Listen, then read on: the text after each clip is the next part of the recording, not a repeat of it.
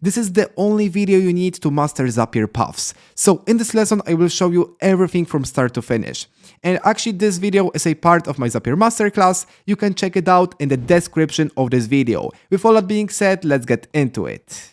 When we create our automations in Zapier, especially these more advanced ones, often we'll have the situation where we want to trigger different steps based on various circumstances. To show you better what I mean, I've got the simple automation. So we've got the trigger, which is the Gmail, so the action triggers whenever we receive any email to the inbox, and afterwards we've got the ChatGPT, which is to clarify the text. So overall, let me show you what is inside. So here, whenever I receive any email, ChatGPT takes the message of this email and actually evaluates it and puts it in one of three categories. So neutral, negative, or even positive.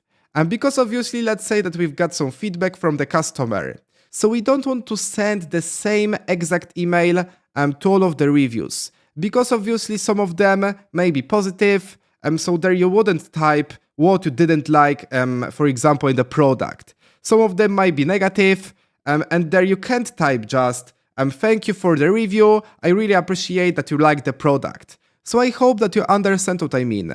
In this case, we need to have different emails based on each category. For this case, in Zapier, we've got built-in tool which is called Paths by Zapier. So it allows us to create different paths with different conditions for our Zaps. And I must admit that this tool is extremely useful because it takes our Zaps on the higher level. Because actually we can create different paths and even paths in the paths.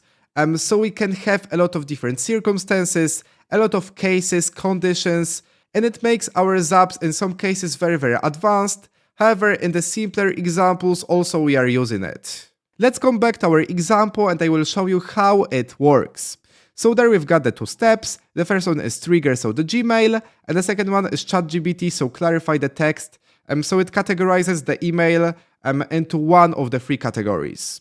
And now, let's say that we would like to create each different email for each category. So here I can click on the plus and use the paths by Zapier. It provided for us two paths as default. However, here we can click on the plus and add the new path. So for now we'll have three of them.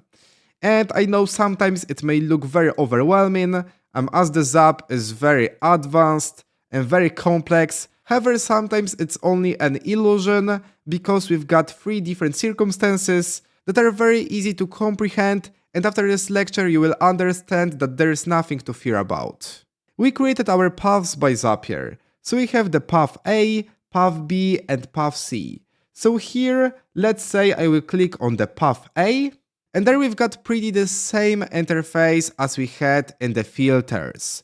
So we can choose the condition. So for example, exists is true, and text does contain, and does not contain, and so on. And we can choose the field that we would like to check, and there we can provide our data. So here, in that case, when I would like to create three different emails based on the ChatGPT feedback, I can click here, click on the clarify text, and there pick the category. So I can choose text contains, and for instance, positive. Or even let's go back and type negative. So let's start with the negative, neutral, and positive. So there we've got the negative. It shouldn't work, nice. However, when I will provide there the category, text contains, positive, it will definitely work. So whenever I receive any email, so here, let's say you've got the Gmail, which is specified for the feedback of the product. Next, ChatGPT takes the message from this email that we received, evaluates it if the feedback is neutral, negative, or positive, and then chooses one of the three paths. So this one is for the negative, this one is for the neutral feedback, and the third one is for the positive feedback. And here we can choose our different emails. So actually set up different emails based on the condition. So I can set up very fast this email. So here pick the most important data. So to, from, subject. So for example, let's go over with the test, body, and for instance, this feedback is negative. To be it more clear, because afterwards we'll test it out, I can click there on the continue, test the step. So it works. And now even I will show you a trick that will save a lot of your time. So for instance, we've got 3 different emails to create that will be actually sent from the same account. So in that case, instead of creating each separately, we can click on the 3 dots and click on the copy. And here I can paste to replace this one exact email. So here, this email is exactly the same.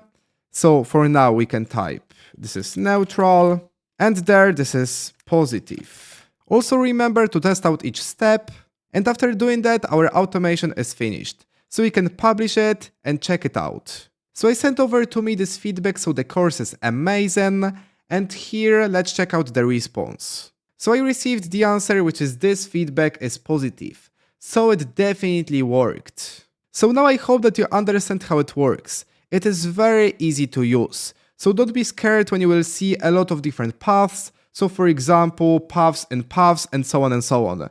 Because obviously we can create the paths and the path. So here I can do the stuff by this way. And you see, it's looking much more complex.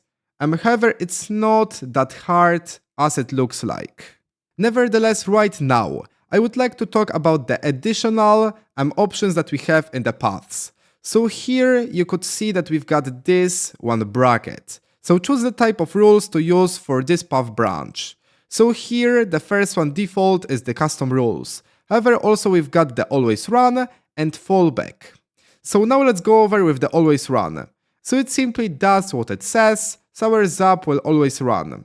So with this option, you can, for example, run 2 paths at the same time. So here, for instance, you would like in the path B send only an email. However, with the path A, you would like to go further with other things, for example.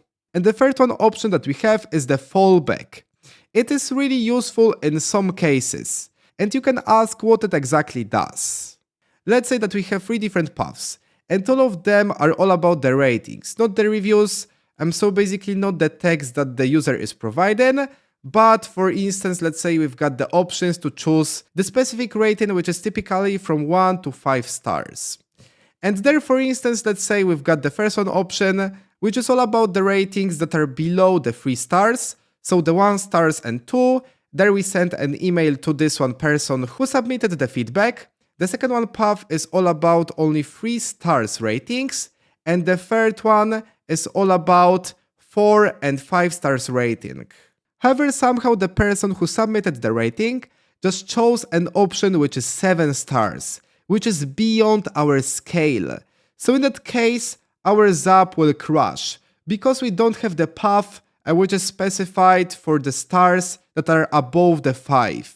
Nevertheless, we've got something which is the fallback, so it prevents from Zap crashes. It is a kind of the safety net. So let's say again that we have the 3 paths, which covers only the ratings from 1 to 5.